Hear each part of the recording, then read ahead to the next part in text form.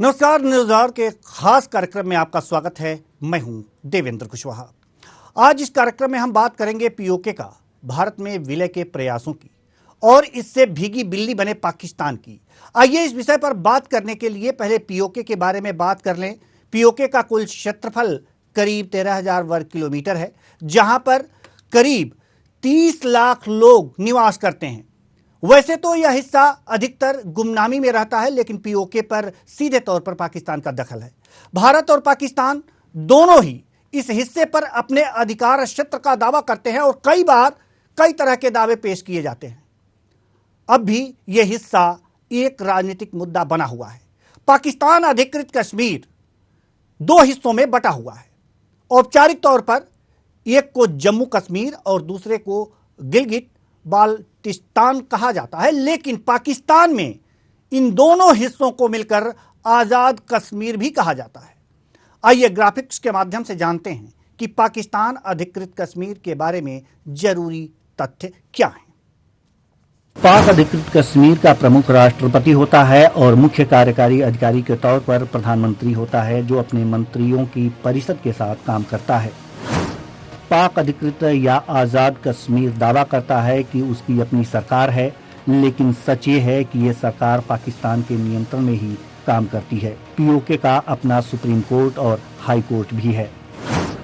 ये कश्मीर का हिस्सा है जिसकी सीमाएं पाकिस्तान के पंजाब प्रांत, अफगानिस्तान के वाखान कॉरिडोर, चीन के झिंजियांग और भारत के कश्मीर के पूर्व से मिलती हैं। अगर गिलगिट बाल्टिस्तान को हटा दिया जाए तो आज़ाद कश्मीर का इलाका 13,300 वर्ग किलोमीटर में फैला है, जिसकी आबादी 40 लाख है। ये इलाका भारतीय कश्मीर से करीब 3 गुना ज्यादा है। पाक अधिकृत कश्मीर की राजधानी मुजफ्फराबाद है। यहाँ 8 जिले मीरपुर, भीमबर, कोटली, मुजफ्फराबाद, बाग, नीलम, नूधानोटी और रावलकोट के अलावा 19 तहसीलें और 182 संघीय परिषदें हैं।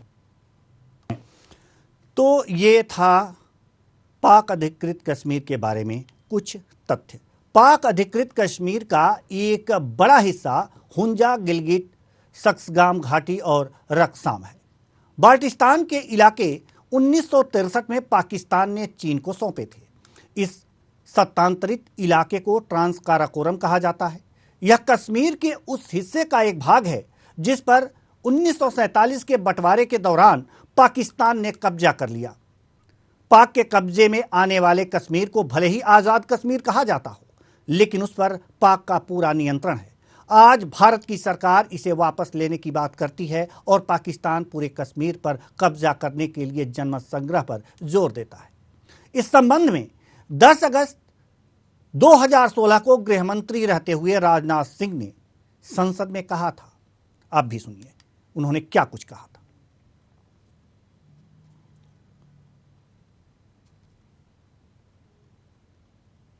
पाकिस्तान के प्रधानमंत्री नवाज शरीफ साहब ने उन्होंने एक स्टेटमेंट दिया और उन्होंने कहा कि उनको उस दिन का इंतजार है जब कश्मीर उनका होगा। मैं जानबूझकर इस स्टेटमेंट का यहां पर उल्लेख कर रहा हूं। और अभी मैं देख रहा था कि यूनाइटेड नेशंस के सेक्रेटरी जनरल को भी उन्होंने लिखा है एक पत्र इधर, और यह कहा है कि कश्मीर के मुद्दे पर प्लेबिसाइट होना चाहिए, जनमत संग्रह होना चाहिए। डिप्टी चेयरमैन सर, सदन के जो भी विचार हमने सुने हैं और उनकी फीलिंग्स को जो हमने समझा है, उनकी भावनाओं को जो हमने समझा है, मैं उस आधार पर और सभी के द्वारा जो ताकत मिली है, उस आधार पर मैं कह सकता हूं डिप्टी चेयरमैन सर कि दुनिया की कोई ताकत हमसे जम्मू कश्मीर को नहीं ले सकती। बातचीत का जहां तक सवाल है कि पाकिस्तान से बात होनी चाहिए। अरे बात होगी तो कश्मीर पर बात नहीं होगी डिप्टी चेयरमैन सर, पाक अधिकृत कश्मीर पर बात होगी, कश्मीर पर बात नहीं होगी। राजनाथ सिंह जब वो गृह मंत्री थे तब उन्होंने कश्मीर पर यह बातें कही थी संसद में। अब सवाल यहां पर जो उठता है कि जो कब्जा जिस पर पाकिस्तान का कब्जा है, कश्मीर, जम्मू और कश्मीर के जिस हिस्से पर पाकिस्तान का कब्जा है, उसके कुछ हिस्से को पाकिस्तान ने चीन को क्यों सौंपा? इससे क्या पाकिस्तान को फायदा हुआ? इसी सवाल का जवाब लेंगे हम अपने मेहमान ललन सिंह जी से, जो रक्षा विशेषज्ञ हैं। बहुत बहुत स्वागत है आपका हमारे इस कार्यक्रम में। सवाल और जवाब का सिलसिला शुरू करते हैं। कुछ तथ्य रखेंगे, फिर आपसे प्रश्न करेंगे, उसका जवाब लेंगे, फिर तथ्य रखेंगे। पहला सवाल आपसे यही है कि आज़ाद कश्मीर का कुछ हिस्सा पाकिस्तान ने चीन को सौंपा, क्यों? कारण क्या था? इसके पीछे कारण क्या था? जी, सबसे बड़ी बात है कि 13,297 वर्ग किलोमीटर जो पीओके जिसको हम लोग कहते हैं, वो कश्मीर का सच पूछिए तो एक वैमारी तरीके से पाकिस्तान ने उसको अपने ऑक्यूपेशन में रखा हुआ है। अब आपने जो प्रश्न पूछा है कि ये क्या स्थिति बन रही है कि चीन को उस पीओके इलाके को सौंपता जा रहा है, और ये भी पता चला है कि आने वाले दिनों में वो पूरे पीओके को ही उसको सौंपने की चर्चा चल रही है जी। उसमें सबसे पहला कारण उसकी अर्थव्यवस्था बहुत बुरी हालत में है। 19,000 करोड़ रुपए का जो उसे कर्ज चीन के द्वारा प्राप्त हुई है या पूरी होने जा रही है, उसके बदले में ये पूरा जो जमीनी इलाका है, जो गिलिस्तान और बलिस्तान और पीओके का इलाका कुछ, वो चीन को सौंपा जा रहा है। चीन बहुत विस्तारवाद का जो सोच है, वो बड़े प्लानिंग से वो पाकिस्तान को कर्ज के एवज में और कॉरिडोर बनाने का और व्यापारिक केंद्र बनाने का और डेवलपमेंट के नाम पर, सच पूछिए तो एक पथ दो काज।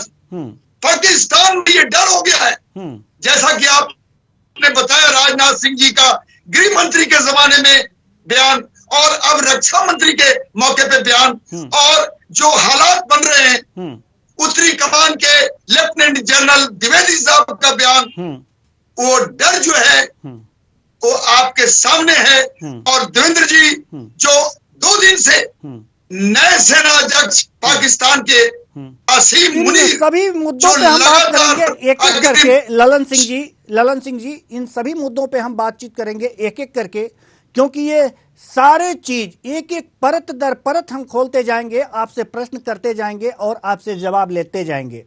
सवाल यहां पर यह था कि आखिर आजाद कश्मीर का कुछ भाग चीन को, पाकिस्तान ने क्यों चीन को सौंपा? इसके जवाब में आपने बहुत सही बताया कि वास्तव में वह कर्ज में डूबता जा रहा है, और जो चीन कहेगा उसे करना पड़ेगा, क्योंकि कर्ज वह वापस नहीं कर सकता। तो पूरा पीओके भी सौंप सकता है, क्योंकि पीओके में भी जो विद्रोह है, विद्रोह की आग है पाकिस्तान के खिलाफ, वो धधक रही है। दूसरा प्रश्न हम आपसे ये करना चाह रहे हैं सर, कि पाकिस्तान बार बार कश्मीर में जनमत सर्वेक्षण की बात करता है कि यहां पर यूएन जनमत सर्वेक्षण कराए। इसके पीछे उसका इरादा क्या है? क्या वह यह समझता है कि जनमत सर्वेक्षण होगा तो भारतीय कश्मीर की जनता पाकिस्तान में विलय की पक्षधर होगी? क्या ये इस खुशफहमी में है? देखिए देवेंद्र जी, पाकिस्तान का जो उत्पत्ति हुआ था वो धर्म और कट्टरवाद के ही आधार पर, उसके दिमाग के अंदर ये बात पूरी तौर पे घुस चुकी है कि जो इलाका है वो मुस्लिम बहुल इलाका है। लेकिन अब इसमें तकनीकी हमें बातचीत और चर्चा करना बहुत जरूरी है। जब यूनाइटेड नेशन को ये जनमत संग्रह की बात गई, वो कारण क्या था? जो गवर्नर जनरल अंग्रेज के थे लॉर्ड माउंटेनबेन, उन्होंने संयुक्त राष्ट्र संघ में ये बताया कि ये दोनों भारत और पाकिस्तान में विवाद कश्मीर के ऊपर है, और इसका जो समाधान है वो जनमत संग्रह के द्वारा ही हो सकता है। उसमें कई गलतियां हुई थी, चाहे वो राजा हरि सिंह जी का लेख प्रस्ताव और भारत के साथ विलय का उनका जो नीतिगत प्रस्ताव पेपर में था उसमें भी कुछ देरी हुई थी और कुछ ऐसी गलतियां हुई हैं जिसको आज तक भुगतना पड़ रहा है। लेकिन मैं आपको ये बताना चाहता हूं कि सबसे बड़ा सोच इनका है कि जनमत संग्रह जब होगा तो हमारी उसमें समर्थन, क्योंकि ये मुस्लिम बहुल क्षेत्र है। लेकिन उनको गलतफहमी है।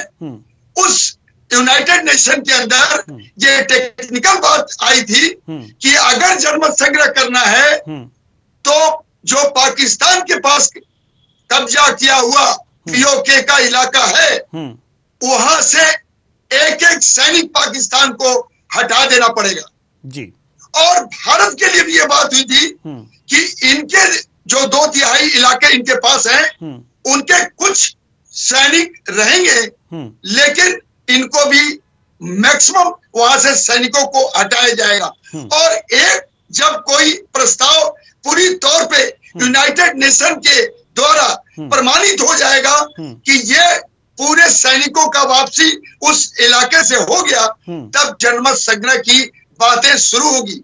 तो ये पूरी तौर पे विफल हो गई, क्योंकि पाकिस्तान ऑक्युपाई कश्मीर के अंदर आप आज के डेट में देख लीजिए पाकिस्तान ने कितनी बुद्धिमानी की है। 52 तरह के उन्होंने कानून अपने हाथ में ले लिया है और वहां लीज पे देने की अपनी शक्ति बना ली है।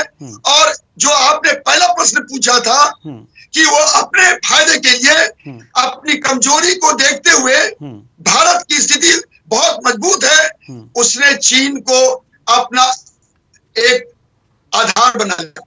तो जनमत संग्रह का मेन कारण ये है देवेंद्र जी कि उसके दिमाग में जो था कि ये कश्मीर बहुल क्षेत्र है और ये हमें आराम से जनमत संग्रह में हमारे को सफल बना देगा। लेकिन जम्मू, लद्दाख और जो इलाके हैं जो आप बलिस्तान और गिलिस्तान की बता रहे हैं उसमें भी पूरी तौर पे पाकिस्तान के अगेंस्ट में विद्रोह है।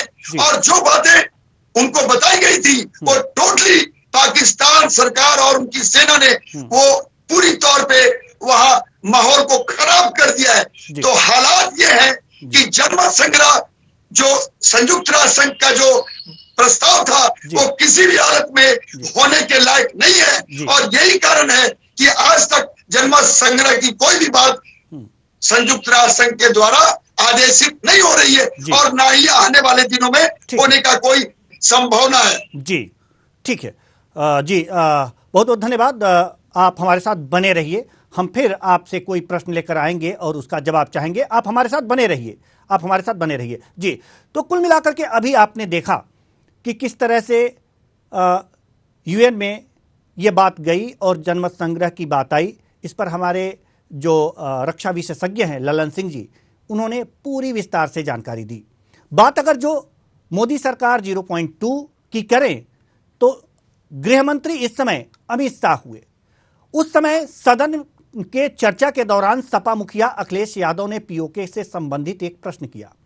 काफी गर्मागर्म बहस के दौरान अखिलेश यादव ने सरकार से पूछा कि सरकार बताए कि पाक अधिकृत कश्मीर किसका हिस्सा है, जिसके जवाब में गृह मंत्री अमित शाह ने जवाब दिया कि जब मैं कहता हूं कि जम्मू और कश्मीर तो इसका मतलब ही होता है कि भारत के हिस्से के कश्मीर के साथ साथ पाक अधिकृत कश्मीर भी। सवाल और जवाब का सिलसिला होगा, लेकिन इससे पहले हम आपको बताएं कि ये बातें संसद में क्यों हो रही हैं। संसद में भी इसलिए हो रही हैं कि वास्तव में आक्रोश है, पीओके हमारा है, इस पर अनधिकृत रूप से पाकिस्तान कब्जा जमाए हुए है और इसलिए ये बातें सदन में भी हो रही हैं और सदन से बाहर भी हो रही हैं। तो सबसे पहले ये एम्बियंस सुनिए, अखिलेश यादव सदन में क्या कह रहे हैं 6 अगस्त 2019 को और जवाब उनको क्या मिल रहा है अमित शाह के द्वारा। जी, कि पाक ऑक्युपाइड कश्मीर भारत का है और जो 24 सीटें खाली हैं वो भी भारत की हैं। हम देश के साथ हैं, हम भी। और केवल कश्मीर पे कहना खुशी मनाना अच्छी बात है, लेकिन हम खुशी जानना चाहते हैं कि ऐसी खुशी नागालैंड वाली कब मिलेगी, हमें सिक्किम वाली कब मिलेगी, मिजोरम वाली कब मिलेगी। और जिस तरीके से आपने लोकतंत्र में छल कपट किया है, धोखा दिया है, दबाव बनाया है। आपने बंदूकें ही कर दी साहब। माननीय गिरिराज रंजन जी प्लीज, आप लास्ट में सर जवाब सुन लेना। जब मैं जम्मू और कश्मीर बोलता हूं तो पीओ को इसके अंदर ही आता है। एक सेकंड भाई, सुनो तो, सुनिए तो, आप मुझे बोलने नहीं देंगे। आप मैं स्पष्ट करता हूं। माननीय मंत्री जी प्लीज। मैं जब जम्मू एंड कश्मीर बोलता हूं, माननीय सदस्य, इसलिए एग्रेसिव हूं कि जम्मू एंड कश्मीर के पीओ को आप भारत का हिस्सा नहीं मानते हो क्या? एग्रेसिव ना हो, जान दे देंगे इसके लिए। क्या बात कर रहे हो आप? एग्रेसिव होने की क्या बात कर रहे हो? जान दे देंगे इसके लिए।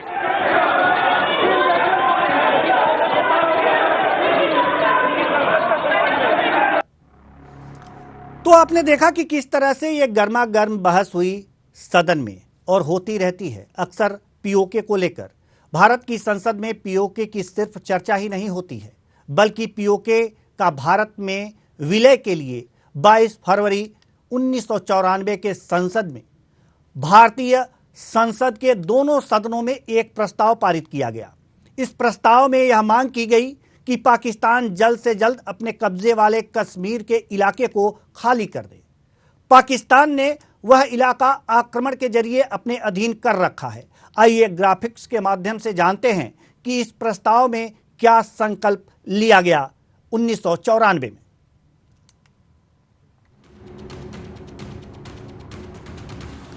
भारतीय संसद यह मांग करती है कि पाकिस्तान जल्द से जल्द अपने कब्जे वाले इलाके को खाली कर दे। पाकिस्तान ने वह इलाका आक्रमण के जरिए अपने अधीन कर रखा है। भारत की संप्रभुता और अखंडता को चोट पहुंचाने वाली किसी भी कोशिश को निरस्त करने का संकल्प हम लेते हैं। तो संकल्प तो ले लिया गया, संकल्प ले लिया गया सदन में कि वास्तव में अनधिकृत रूप से पाकिस्तान ने पीओके पर कब्जा कर लिया है और पाकिस्तान इसे खाली कर दे, क्योंकि यह हमारे सम्मान, हमारे अखंडता और अस्मिता पर चोट करता है और पाकिस्तान इसे खाली करे। यह संकल्प तो ले लिया गया। सवाल यहां पर यह उठता है कि 22 फरवरी 1994 को भारतीय संसद ने जो प्रस्ताव पारित किया उसके मायने क्या हैं? क्या पाकिस्तान इस प्रस्ताव से डर रहा है या यह प्रस्ताव पीओके का भारत में विलय कराने का एक कदम, अगला कदम है? क्या है ये? यही सवाल हम पूछ रहे हैं अपने मेहमान ललन सिंह जी से, जो रक्षा एक्सपर्ट हैं। ललन सिंह जी, वास्तव में जो 1994 में संसद में दोनों सदनों में जो प्रस्ताव पारित किया गया पीओके को खाली करने के लिए, पाकिस्तान इसे खाली कर दे क्योंकि यह भारत के अस्मिता पर चोट है, इसके मायने क्या हैं? ये बहुत साफ है। हर काम एक सिस्टमेटिकली होता है और इतनी बड़ी विभाजित पाक ऑक्युपाइड कश्मीर, जो हमारे विभाजन भारत और पाकिस्तान के समय से ही उनके बहुत बड़ी, मतलब बेईमानी जिसको कह सकते हैं, धूर्तता कह सकते हैं, और दुनिया में एक उदाहरण है कि कबायलियों के साथ उन्होंने किस तरह से भारत को धोखा दिया था। तो मैं आपको बताना चाहता हूं कि जो प्रस्ताव अपने दोनों सदनों में पास हुआ है उसके ऊपर अब कार्य और एक्शन शुरू हो चुका है। पहले नंबर, जो अभी जम्मू कश्मीर का चुनाव होने वाला है उसमें जो परिशमन का जो हमारी जो पूरी तैयारी हुई है उसमें केवल जम्मू कश्मीर और लद्दाख की बात नहीं है, वो पीओके के 20 चीजों का उसमें जायजा किया गया है। आप इससे समझ सकते हैं कि हम अपने एक्शन में आगे बढ़ रहे हैं। नंबर 2, जब आप सुनते हैं कि साहब अब बहुत लंबा समय बीत गया, अब ये जो पेशेंट है वो क्रॉनिक हो चुका है, उसके ऑपरेशन की जरूरत है तो कर दिया जाए नीतू नो बेसिस पे, तो उसकी भी तैयारी आपके सामने है। हमारे रक्षा मंत्री का बयान, उसके बाद हाल के दिनों में उत्तर कमान के जो हमारे लेफ्टिनेंट जनरल साहब हैं, द्विवेदी साहब, उनके बयानों से आपको बहुत साफ है। और तीसरी बात मैं ये बताना चाहता हूँ कि जब ये जनरल पाकिस्तान के नए जो आसिम मुनीर, जो कि ISI के भी चीफ रहे हुए हैं, और ये वो लोग हैं जो पुलवामा के इंसिडेंट में ये करता धरता थे। अब इन्होंने जो अग्रिम फोर्सों के ऊपर जो 2 दिन से लगातार अपने सिर्फ कमांडरों के द्वारा बातचीत करने के बाद धार्मिक नारेबाजी, इसका सीधा मतलब ललन सिंह जी, इसका सीधा मतलब तो यही हुआ कि जो सदन में प्रस्ताव पास किया गया दोनों सदनों में, वो वास्तव में पीओके को अपनाने का एक अगला कदम है और इसके बाद हम बड़े शान से आगे बढ़ सकते हैं, कोई भी कार्रवाई कर सकते हैं। सवाल आपसे एक और है, प्रस्ताव में कहा गया है कि पाकिस्तान अपने कब्जे वाले कश्मीर को खाली करे, लेकिन पाकिस्तान अगर उसे खाली नहीं करता है तो क्या भारत उस पर हमला करेगा? सवाल ये बहुत महत्वपूर्ण। जी एकदम देवेंद्र जी, इसमें कोई शक नहीं है। ये एक बड़ा अवसर आ चुका है, उनको चेतावनी और उनको सब कुछ सिस्टमेटिकली बता दिया गया है। यूनाइटेड नेशन में मैं आपको बताना चाहता हूँ कि भारत जो है वो अपनी पूरी तौर पे, और G20 की जो हम अध्यक्ष बने हैं उसमें भी ये प्लानिंग से सब कुछ आतंकवाद और सभी अस्थिरता पाकिस्तान का और उनके काम करने का तरीका और कैसे वो पीओके को चीन को सौंप रहा है, पार्ट वाइज वो भी विदेश मंत्रालय ने चीन को सख्त लहजों में बता दिया है कि आप पीओके के इलाके में किसी भी हालत में हस्तक्षेप न करें, जिसकी जानकारी संयुक्त राष्ट्र संघ को भी दे दिया गया है। और ये भी मैं आपको बताना चाहता हूँ कि अगर आप देखें तो जिस तालिबान के बड़े गहरे दोस्त थे, अब वो तालिबान भारत की तरफ अपने झुकाव को कर दिया है और TDP का मार और प्रहार पाकिस्तान को लगातार मिल रहा है। अब ये स्थिति ये बन रही है कि पीओके को अब एक्शन की तैयारी भारत की तरफ से सामरिक तौर पर भी की जाएगी अगर पाकिस्तान को समझ में नहीं आता सही तरीके से बोलने समझाया जाएगा। ठीक है जी, ठीक है, हम आपके पास पुनः आएंगे, आप हमारे साथ बने रहिए। इस प्रस्ताव के बाद रैलियों में इस बात का जिक्र होने लगा कि रक्षा मंत्री राजनाथ सिंह ने कई जगहों पर इस बात का जिक्र किया कि भारतीय संसद ने यह संकल्प पारित किया है कि पाकिस्तान अधिकृत कश्मीर को पाक खाली कर दे। आप पहले सुनिए, उसके बाद फिर हम आगे की बात करेंगे कि राजनाथ सिंह एज ए रक्षा मंत्री क्या कह रहे हैं। पाक अधिकृत कश्मीर के बारे में आपको याद है, भारत की संसद ने प्रस्ताव पारित किया था और आज भी वह संकल्प हम सबको याद है। पाक ऑक्युपाइड जम्मू कश्मीर यह भारत का हिस्सा था, है और रहेगा। हम इसको मानते रहेंगे बहनों भाइयों, उसे हम कभी भूलेंगे नहीं, कभी हम उसे भूलेंगे नहीं। ये कैसे हो सकता है? शिव स्वरूप बाबा अमरनाथ हमारे यहां हों और मां शारदा शक्ति स्वरूपा LOC के पार हों। बहनों भाइयों, यह बराबर यह चीज हमको सालती रहेगी, लेकिन मैं कहता हूं कि पाकिस्तान को ऊपर वाला सद्बुद्धि दे। इससे ज्यादा आगे बढ़कर मैं कुछ नहीं कहना चाहता। तो पाकिस्तान को ऊपर वाला सद्बुद्धि दे, ऐसा रक्षा मंत्री राजनाथ सिंह का कहना है। भारत में पीओके के लिए सिर्फ बात ही नहीं होती, पीओके को वापस पाने के लिए भारतीय सेना भी पूरी तरह से तैयार है। भारतीय सेना के अधिकारी कहते हैं कि रक्षा मंत्री कोई संसद के आलोक में यह बात कर रहे हैं।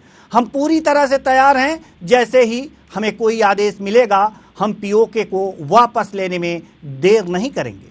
उपेंद्र द्विवेदी जो लेफ्टिनेंट जनरल हैं और हमारे मेहमान जो बार बार जिक्र कर रहे हैं, उनकी बात सुनिए।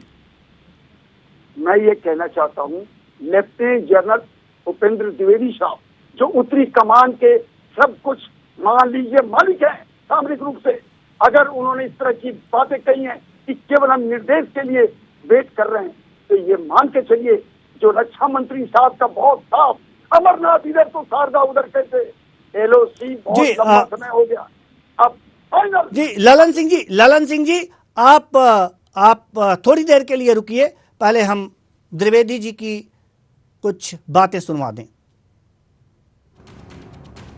Raksha Mantri gave the statement about the POJK. As you are aware that parliamentary resolution already exists on the subject, so therefore it's nothing new. It is part of the parliamentary resolution. As far as the Indian Army is concerned, Indian Army will carry out any order which is being given by the government of India. And whenever such orders are given, we'll always be ready for it. तो आपने सुना कि इन्होंने क्या कुछ कहा। अब जब पीओके के लिए पूरा देश एकमत है, सरकार की इच्छा शक्ति है कि पाकिस्तान के कब्जे वाले कश्मीर भारत लेगा, तो पड़ोसी देश पाक में बेचैनी होनी स्वाभाविक है और यह बेचैनी पाकिस्तान के तत्कालीन पीएम इमरान खान में देखी गई है। जब पाकिस्तान के प्रधानमंत्री रहते उन्होंने यह बात कही। उन्होंने कहा था कि मुझे पूरे इनपुट मिल रहे हैं कि आजाद कश्मीर में भारत हमला करने वाला है। इमरान खान को सुन लीजिए, फिर हम अपने मेहमान ललन सिंह जी के पास आएंगे।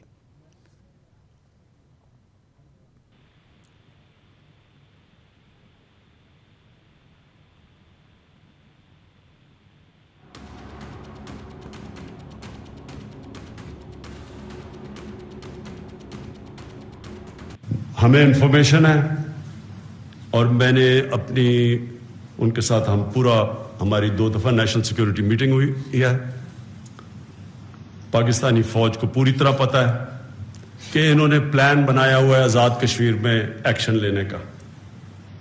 जिस तरह पुलवामा के बाद इन्होंने बालाकोट में एक्शन लिया था, उससे भी हमें जो इंफॉर्मेशन है ज्यादा खौफनाक प्रोग्राम बनाया हुआ है। दुनिया की नजर उठाने से ये करने जा रहे हैं कश्मीर में, मकबूजा कश्मीर में, उसकी नजर उठाने से इन्होंने आजाद कश्मीर में एक्शन लेना है।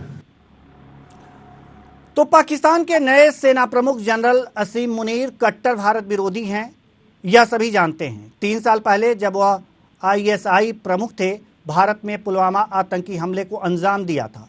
भारत ने सर्जिकल स्ट्राइक कर हमले का मुंहतोड़ जवाब दिया था। अब पद संभालते ही जनरल मुनीर ने भारत को मुंहतोड़ जवाब देने की बात कही है।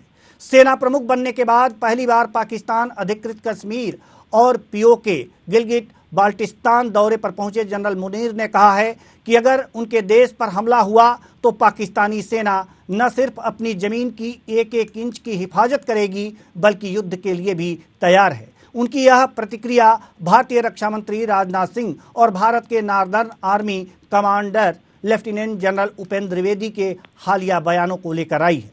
राजनाथ सिंह ने कहा था कि गिलगिट बाल्टिस्तान भारत का हिस्सा है, जबकि उपेंद्र द्विवेदी का कहना था कि पीओके को भारत में मिलाने के लिए सेना को सरकार के आदेश का इंतजार है। तो सवाल यहाँ पर यह है, हम अपने मेहमान से पूछेंगे और थोड़े से शब्दों में चाहेंगे जवाब दें कि पाकिस्तान की भाषा शैली बता रही है कि वह कहीं ना कहीं भारत से डर रहा है। क्या यह सचमुच डर रहा है? 100% ये सच है कि जो जनरल नए बने हैं 82 के कमीशन ऑफिसर पाकिस्तान के, उनके अंदर पूरी खौफ है और उनको ऐसा लग रहा है कि जब ये चीन को गलवान के अंदर और चीन को दबाव में रखने वाला भारत, तो हम उसके सामने किसी भी स्थिति में सामना के लायक नहीं है। मैं आपको यकीनन बता सकता हूं जो उनकी लगातार 2 दिन की बयानें हैं वो यही दर्शा रही हैं कि आप कैसे भी अपने आप को अलर्ट रखो, क्योंकि पाकिस्तान के ऊपर जो इमरान खान का सोच है और जो उनकी रणनीति थी। एक सवाल का और जल्दी से जवाब दे दीजिए आप कि आखिर जब पाकिस्तान कश्मीर पर जबरिया कब्जा कर रखा है तो भारत सीधे हमला करके पीओके को भारत में सीधे मिला क्यों नहीं लेता है? जल्दी से सर, क्योंकि हमारे पास समय की कमी है। जी हाँ देवेंद्र जी, इसके लिए कुछ मौके जिसको डेलिबरेट अटैक बोलते हैं वो लगातार चल रहे हैं। परिश्रमण, संयुक्त राष्ट्र संघ में बातचीत और उनको चेतावनी और चीन और तुर्की को भी अलर्ट कर देना, और इसके बाद आप देखिएगा जरूरत के अनुसार एक्शन होगा और वो एक्शन पीओके के ऊपर अपने कब्जा के लिए होगा, इसमें 2 राय नहीं है। बहुत बहुत धन्यवाद ललन सिंह जी इस तमाम जानकारी के लिए। तो कुल मिलाकर के एक्शन होगा, पीओके भारत में मिलेगा, एक्शन होगा और जल्द ही होगा। पाकिस्तान इसके लिए तैयार रहे कि एक बार और उसे मुंह की खानी पड़ेगी और पीओके वास्तव में जो भारत का है, भारत उसे लेकर रहेगा। इस कार्यक्रम में बस इतना ही, मुझे दीजिए इजाजत, नमस्कार।